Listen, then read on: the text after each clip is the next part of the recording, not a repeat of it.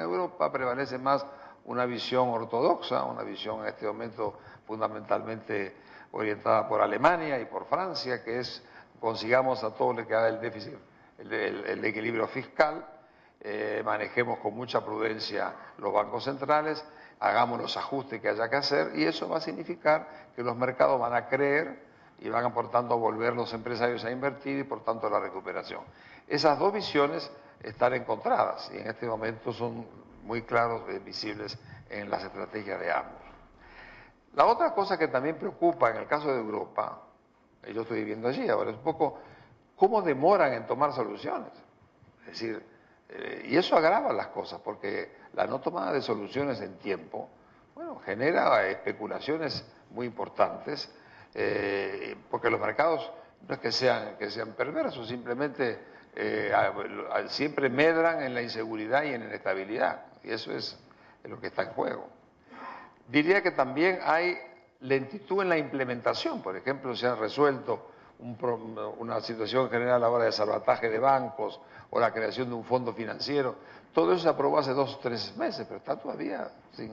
No han ponerse de acuerdo y se espera que en esta reunión de hoy y mañana lo hagan, incluyendo el tema de Grecia, que hace más de 1 año y medio que están por arreglarlo. Entonces, yo creo que todo eso...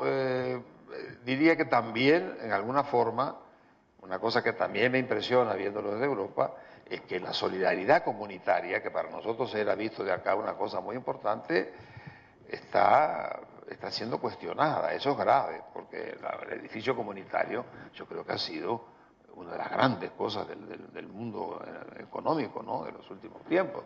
Eso está incluso haciendo un poco de agua con críticas que se realmente preocupan. Yo diría que en términos generales lo que dijo Astori es verdad. Se ha resquebrajado la confianza. No hay confianza, particularmente en Europa, ni tampoco en Estados Unidos. Pero diría que se está recomponiendo más rápido en Estados Unidos que en Europa. Y en Europa, sobre todo, la impresión que da es que esa confianza se ve acelerada porque hay distintas perspectivas, enfrentamientos entre la Europa del Norte y el Mediterráneo, en fin. Todo eso es un poco el panorama en que uno ve el tema. Hace cuestión de un mes, nosotros invitamos en la Secretaría a representantes de 5 países que tuvieron los grandes ajustes de los años 90. Hubo gente de Argentina, de Uruguay, de Brasil, de Colombia y de México. Y la idea era discutir con de la Rosière, con Rato, con Kohler y los funcionarios, en fin, cómo vimos en aquel momento. Y lo digo porque me llama la atención que Europa no haya mirado un poco, porque nosotros pasamos por todas las crisis posibles. Yo he sido crisólogo desde el año 73, así que conozco todo, crisólogo alguna, pero ¿por qué no se...? Es raro, pero la verdad que debieron haber, no para copiar, porque nadie copia nada, pero por lo menos para ver cómo se manejaba. Y en esa reunión se comparó un poco la visión de Europa ahora con cosas como, salió un pequeño documentito de pocas páginas, lo hicimos con el presidente del BID, el amigo Moreno, juntos convocamos a esta reunión. Primero, el hecho de que había definiciones sobre la naturaleza de la crisis. Yo no he encontrado en Europa una real definición de cómo se gestó esta crisis. Se dicen cosas, se interpreta, pero un examen de la naturaleza de la crisis ciertamente no ha estado claramente explicitado. Por otra parte, los programas hicieron frente de inmediato a 2 temas. El primero es que si había un problema de liquidez, había que salir al encuentro de la liquidez. Porque si no, recuerden ustedes que desde el año 80 al año 2002 hubo crisis en América Latina. Es ya decir, es decir que América Latina se la sabe toda de memoria, ¿verdad? Entonces había de alguna manera una salida al tema financiero, pero que eso estaba incorporado junto con eso un programa de reformas estructurado con vistas a poner orden en la economía y de alguna manera tener un programa de salida. Es decir, la solución en los temas financieros iban acompañados por un programa de reformas que permitieran reestructurar los sistemas financieros en plazos razonables. El otro tema, y eso tiene mucho que ver con Grecia, por ejemplo, cuando en el año 90, del año 82 al 90, existieron, cuando salió la crisis de la deuda, había un plan Baker, de hecho el secretario de Estado, lo que consistía en darle plata a los países para que fueran pagando sus deudas. En el fondo hubo un gran salvataje de los bancos americanos. Pero en el 90 se llegó a la conclusión de que realmente el asunto no funcionaba y que había que buscar alguna forma de recortar la deuda. Y eso fue lo que se conversó, me tocó participar en las conversaciones del famoso plan Brady, y era ese el tema, es decir, mira, hay un momento en donde la deuda es impagable, y eso no es nuevo, hay 200 años donde el capitalismo ha tenido crisis de deuda. Cuando no se puede pagar, pues no se puede, hay que buscar alguna forma para que se pueda pagar. Y se hizo un plan por el cual o se redujo la deuda en algunos casos por métodos en consulta con el mercado, se bajaron las tasas de interés, se extendieron los plazos. Nosotros fuimos un caso típico. En el año 2003 hicimos exactamente eso, con varios meses se consultó con los mercados y hubo una salida racional en esa manera. Que todas esas cosas fueron experiencias que de alguna manera estuvieron presentes. Diría también, hubo en aquella época una confianza en las autoridades, desde luego era muy importante la confianza en la conducción, estaba como parte fundamental de la salida, era el tema que se ponía en marcha. Y creo que de alguna manera el apoyo a la recuperación con líneas de crédito para poder asentar formaba parte del paquete general. Lamentablemente esto, que para nosotros fue bastante obvio, nos costó llegar, pero llegamos, hubiera sido interesante que se hubiera mirado. De alguna manera en esa reunión, que fue una especie de catarsis, ¿no? Porque todo el mundo habló claramente lo que había hecho. Yo creo que salió una reflexión que alguien dijo, ¿por qué razón los europeos nos dieron una miradita? A ver cómo nosotros con ese tránsito que tenemos de experiencia lo hubiéramos podido quizá, no dar clase, pero por lo menos sí mirar un poco con cuidado cómo importa salir rápido.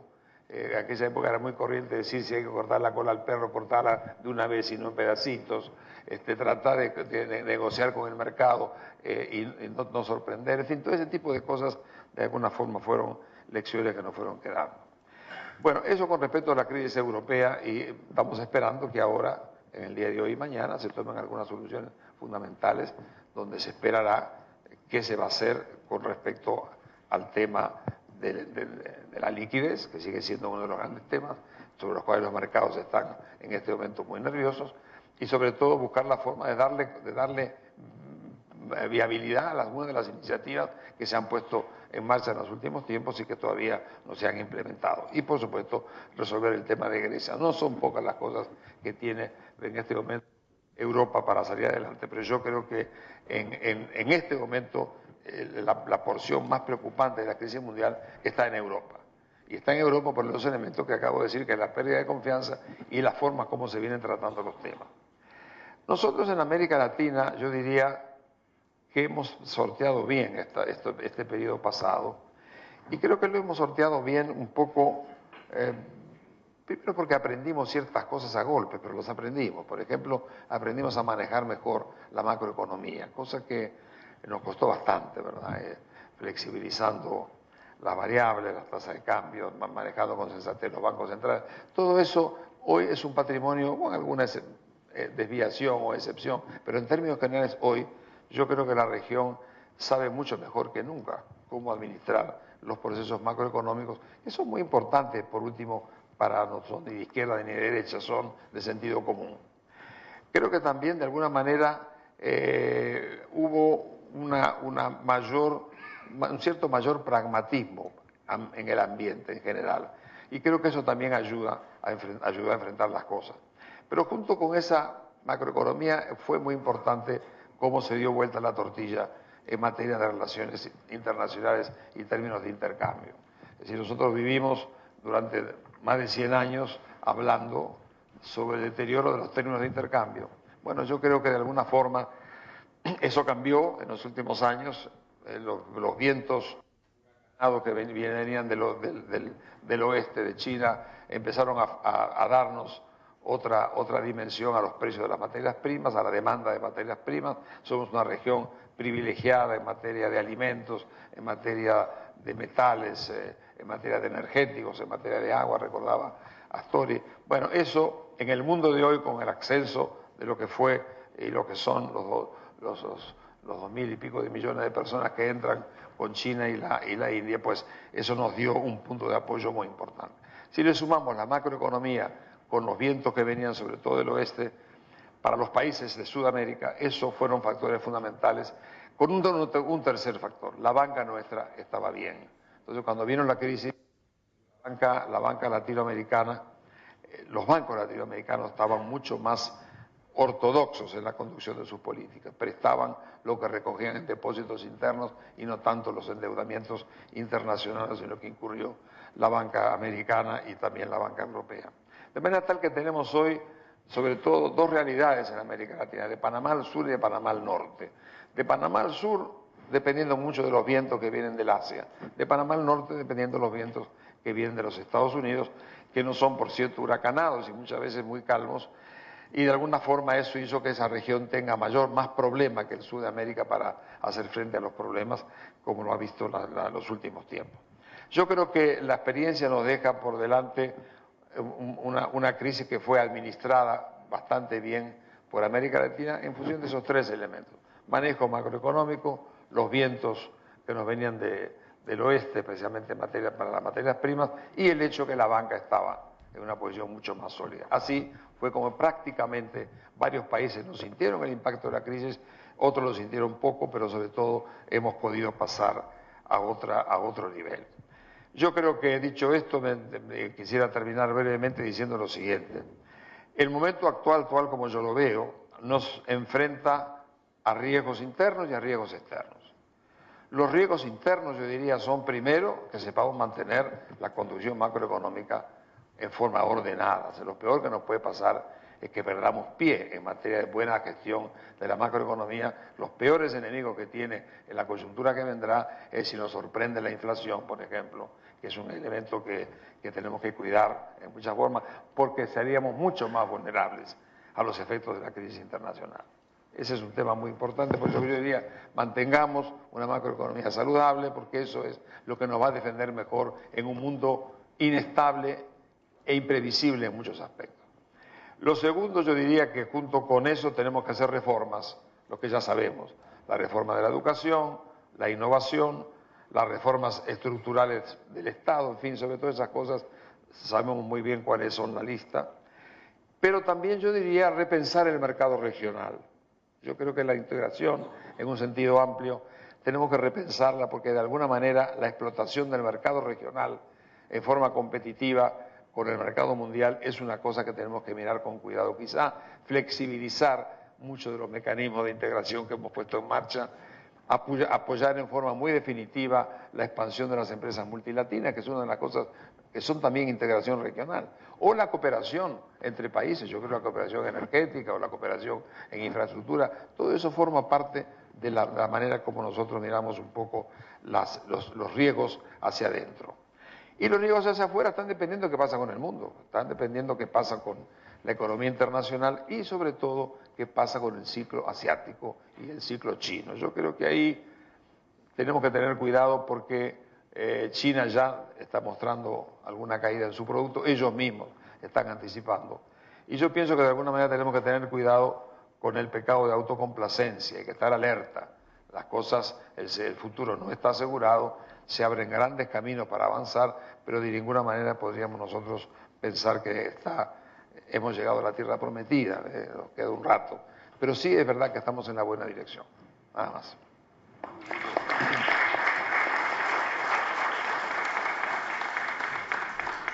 Muchas gracias, contador. A continuación expone el doctor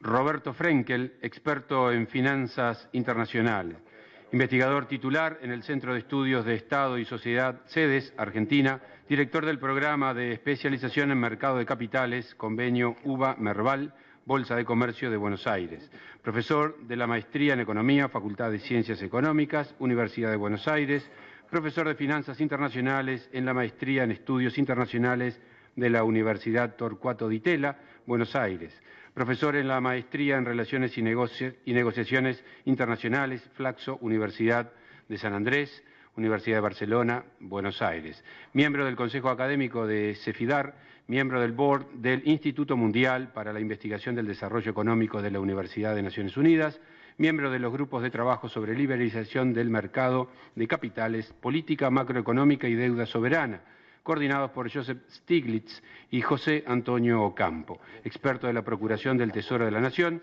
Ministerio de Justicia y Derechos Humanos de la República Argentina, en arbitrajes en el marco del CIADI. Doctor, adelante. Muchísimas gracias. Buenas tardes, lamento la demora, no fue culpa mía, y por suerte tomé una compañía uruguaya para que tampoco me asociaran al problema, digamos. Mi primera frase que había pensado, es la única que pensé, lo demás lo voy a improvisar todo, pero mi primera frase es qué momento, que era, me acuerdo de una frase de un programa de humor uruguayo que yo veía en la década de los 60, de uno de los actores se estaba enfrentando a una situación muy difícil y miraba y decía, qué momento, bueno, qué momento para hablar de la crisis internacional, que hoy es básicamente la crisis europea. En el momento que está reuniéndose la eurozona y la Unión Europea, hoy y mañana, hoy ya deben estar terminando, o quizás lleve toda la noche probablemente, y del resultado de esta reunión, o más bien de lo que ocurre a la semana que viene a partir del resultado de esta reunión, depende si nos metemos en una nueva vorágine, peor que la crisis internacional que detonó la quiebra de Lehman Brothers o no. Entonces me pareció que es un momento muy curioso para justamente referirse a este tema donde hay una gran incógnita, pero es una sola. La que hay es las medidas que van a discutir hoy y mañana y llegar a algún tipo de acuerdo que va a tratar de presentarse de la mejor manera posible a los mercados y a los medios, motivan una única pregunta. ¿Serán esas medidas suficientes para justificar una acción importante del Banco Central Europeo en los mercados de bonos la semana que viene o no? Esa es la pregunta. La principal visión de estos acuerdos la principal destino que podrían tener estos acuerdos es darle una justificación a una intervención masiva del Banco Central Europeo en los mercados de bonos italianos, españoles y portugueses, irlandeses y griegos. Pero básicamente los mercados de bonos españoles e italianos, que es donde el tema más importante ha venido ocurriendo en los últimos tiempos.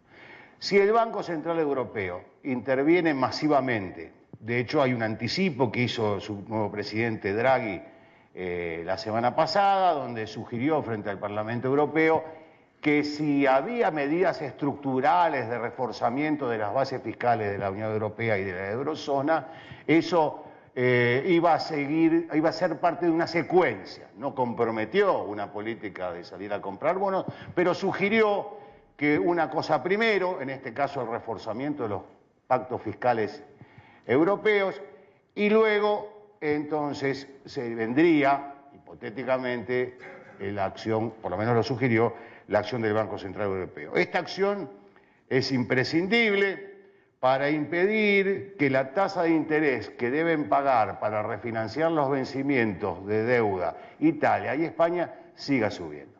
Si eso no se impide, a esta altura ya no hay solución. Ya no hay otra solución. Esto lleva inevitablemente a la salida de uno o dos países del acuerdo del euro, a una quiebra generalizada de los bancos europeos y probablemente arrastrando también a bancos de Estados Unidos. De esa posible, muy posible, digámoslo, muy posible, desarrollo de esta crisis, nadie está exento.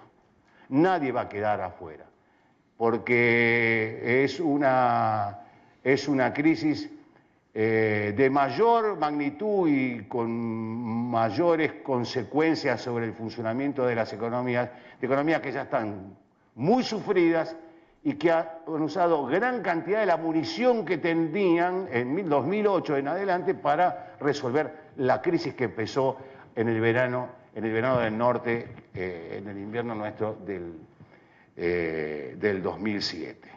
Entonces, en eso estamos, digamos. En relación a esto, yo voy a dividir mi presentación en dos temas. Uno es cómo se llegó a esta situación y por qué todo depende de la bala de plata del Banco Central Europeo. Y qué es lo que lo impide, qué es lo que está en discusión. Ese es un primer punto. Cómo se llegó a una situación tan límite, al borde del abismo, como hoy reconoce todo el mundo, desde los diarios más de izquierda, los diarios más conservadores, los comentaristas más keynesianos hasta los más ortodoxos. Todo el mundo, este diagnóstico es bastante consensuado. Y en segundo lugar voy a hablar de otro tema que está vinculado a pero puede analizarse por separado, que es qué capacidad tiene la Unión Europea de volver a crecer, de volver a ganar prosperidad. Porque, no sé si ustedes, probablemente ustedes lo saben, hace muy poco tiempo, hace una semana o menos quizá, la OECD presentó su pronóstico, su informe semestral, que es un informe que presenta cada 6 meses sobre la situación de los países desarrollados, y plantea la justificación del informe, o el leitmotiv del informe, es alarma, alarma, alarma, hay que hacer algo ya. Eso es respecto a lo que los técnicos están tratando de decir, y la información que contiene muestra proyecciones de una tendencia de recesiva que ya está en marcha en Europa, y de un estancamiento, por lo menos un estancamiento, si no una caída en la recesión el año que viene. Y eso todavía no lo estamos empezando a vivir, porque este año ha sido un año de tendencia positiva. O sea, el efecto de eso sobre la economía mundial todavía no se sintió. En parte se está sintiendo en China, cuya producción manufacturera se frenó, y se va a sentir entonces en el resto de Asia. Pero este es el segundo punto que quiero analizar en la segunda parte de la presentación. Entonces,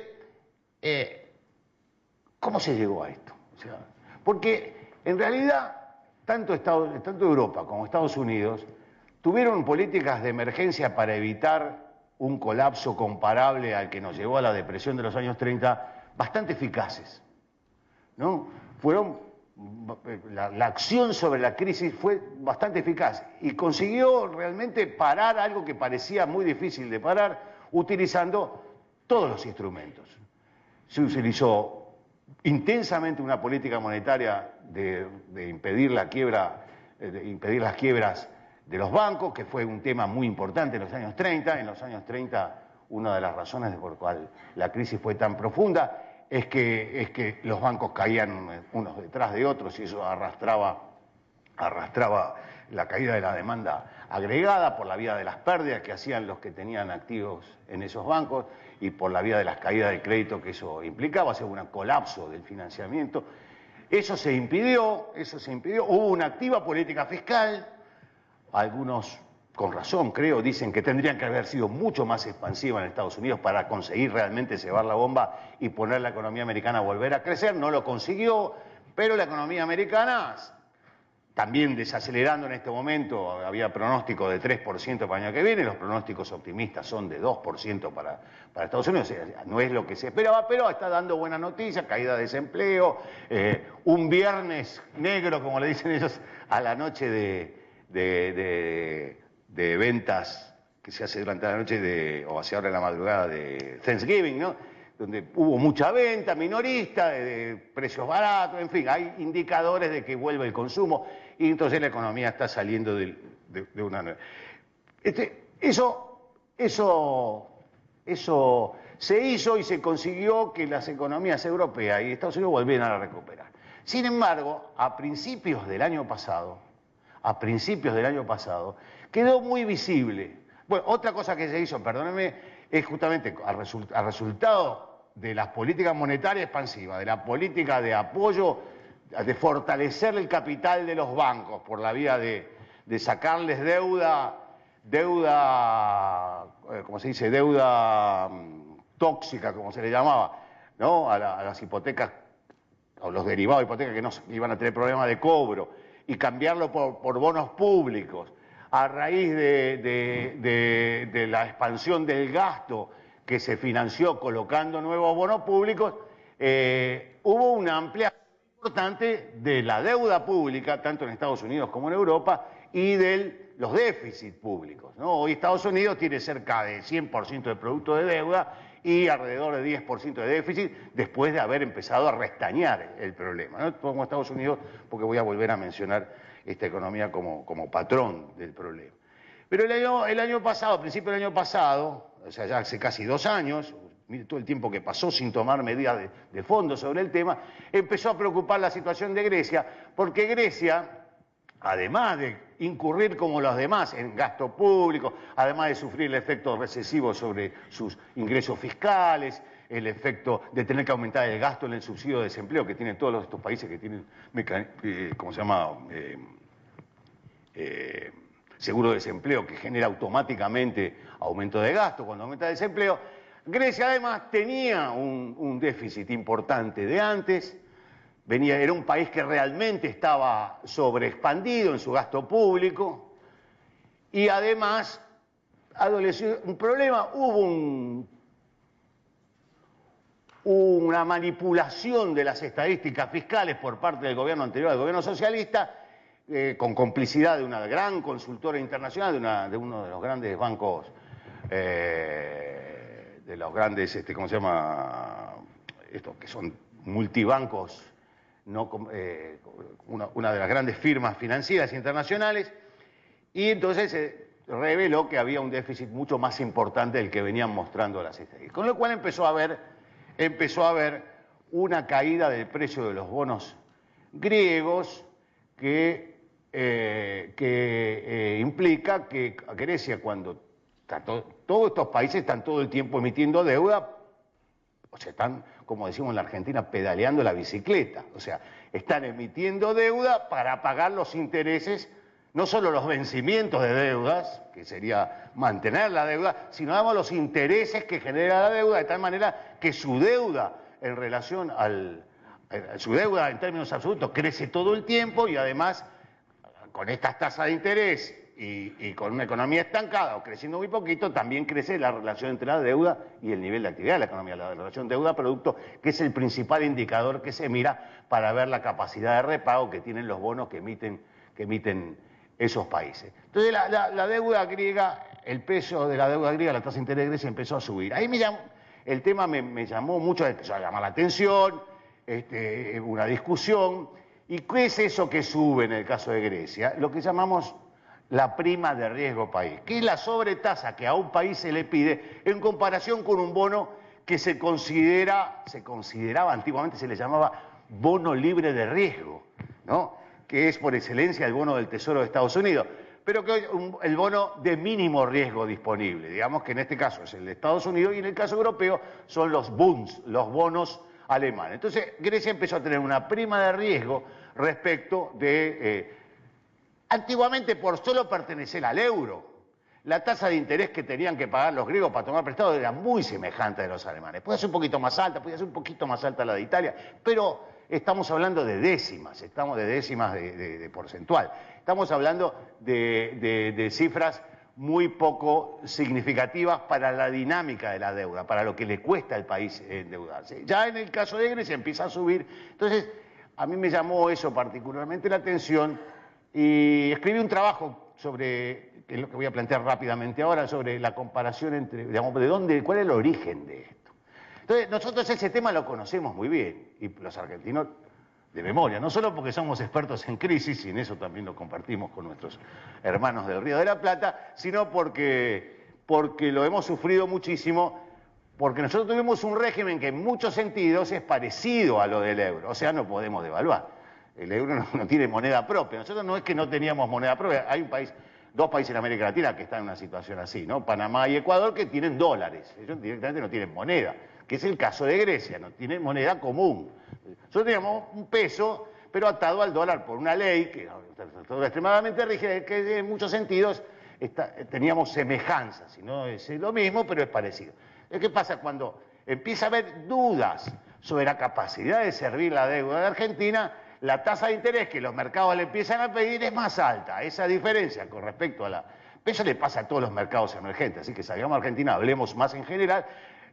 Hasta finales de los 90, todos los mercados emergentes teníamos que pagar una sobretasa sobre lo que pagaba Estados Unidos. Una sobretasa significativa, digamos, 3% más. Cuando la tasa era 5, Estados Unidos pagaba 5, nosotros pagábamos 8, 9, 10. O cuando se pone mal la cosa, empezamos a pagar 10, 11, 12, 15, como le pasó a Argentina, con lo cual la refinanciación de los vencimientos de intereses se hace prácticamente imposible porque el mercado ve que tu deuda está creciendo y se va, y no hay cómo pararla, se va a hacer explosiva. Si la deuda va a crecer todo el tiempo, en algún momento no la vas a poder pagar. Y entonces vas a tener que entrar en default, o sea, en el incumplimiento de los contratos de deuda adquiridos. Así que ese es un tema para nosotros. Dice, pero ¿cuál es la naturaleza de ese riesgo? ¿Cuál es el riesgo? Bueno, es el riesgo de default, el riesgo de incumplimiento.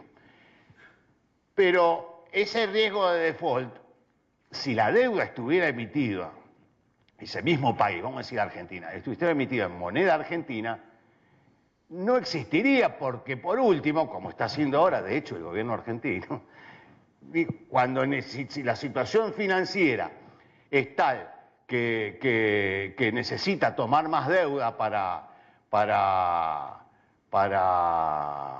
o financiarse de alguna manera porque no le alcanzan sus ingresos fiscales para pagar sus compromisos fiscales, sus gastos fiscales y también los compromisos de deuda, puede tomar deuda en el mercado internacional, pero por último puede pedirle a su Banco Central que lo financie. Entonces, como si siempre se ha puesto en el límite de que no consigue financiamiento, ¿no? Que no consigue financiamiento, y se ve enfrentado a la situación de incumplir un compromiso de deuda internacional, emitido en su propia moneda, pero de deuda con agentes extranjeros, el daño menor es, bueno, présteme el Banco Central. Eso lo sabe el que prestó, ¿se entiende? O sea, el Banco Central puede financiar al fisco y proveerle la liquidez necesaria para cumplir con sus compromisos financieros y evitar el default. Eso lo sabe el mercado, y sabe que las deudas emitidas en moneda propia no se defaultean nunca, porque para eso los países cuentan con un Banco Central que actúa como prestamista de última instancia, o sea, es el que en última instancia, cuando nadie más quiere prestar, le puede prestar al sistema financiero, en el caso que haya necesidad de financiamiento, o también al sector público, en el caso que el sector público se encuentre ahogado en una situación de que no consigue financiamiento o expuesto a tener que tener tasas de interés muy altas. Pero claro, usar de eso genera inflación. Después voy a hablar de eso porque, bueno, por último, eso lo hizo América Latina durante muchos años, no defaultea, pero hay inflación. ¿Se entiende? No defaultea, pero hay inflación. Enseguida voy a comentar la diferencia entre una cosa y la otra.